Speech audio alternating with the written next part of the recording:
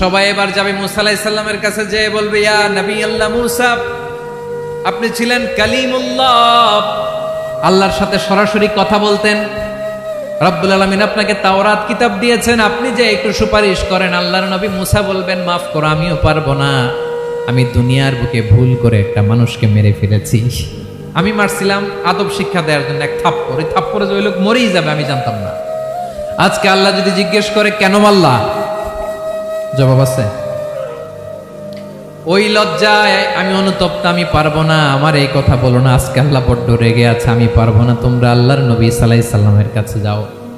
কিয়ামতের ময়দানে মানুষগুলো পাগল পাড়া হয়ে আল্লাহর নবী ঈসা আলাইহিস সালামের কাছে যাবে, যে বলবে নবী ঈসা আপনি রূহুল্লাহ, বাবা ছাড়া আল্লাহ আপনাকে বানিয়েছেন, ইনজিল কিতাব দিয়েছেন, মৃত মানুষকে আপনি জীবিত করতে পারতেন, আজকের এই কঠিন বিপদের দিনে আপনি আমাদের সাহায্য করেন। আল্লাহর কাছে যে বলেন যেন বিচার শুরু করে।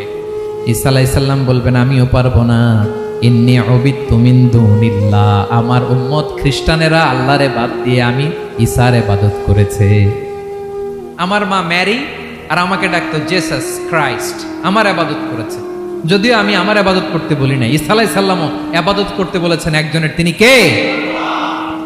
আল্লাহর নবী ঈসা আলাইহিস সালাম বলবেন আমিও পারবো না, আজকে আল্লাহ অনেক রেগে আছে, আমি পারবো না, তবে একটা পরামর্শ দিতে পারি, একটা সাজেশন দিতে পারি। আজকের দিনে এই কঠিন মুসিবতের কালে, এই কঠিন সময়ে কেউ আল্লাহর দরবারে দাঁড়িয়ে একটা টু শব্দ করার ক্ষমতা কারো নাই, একমাত্র আখিরি জামানার পয়গম্বর বিশ্বনবী মুহাম্মদুর রাসূলুল্লাহ ছাড়া।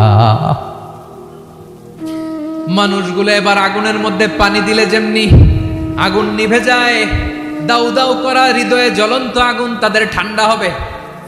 কিয়ামতের ময়দানে ওই বিভীষিকাময় সময়ে মুসিবতের কালে মানুষগুলো পাগল হয়ে বিশ্বনবীকে খুঁজতে আরম্ভ করবে। সবাই মিলে বিশ্বনবীর কাছে যেয়ে বলবে ইয়া রাহমাতাল লিল আলামিন,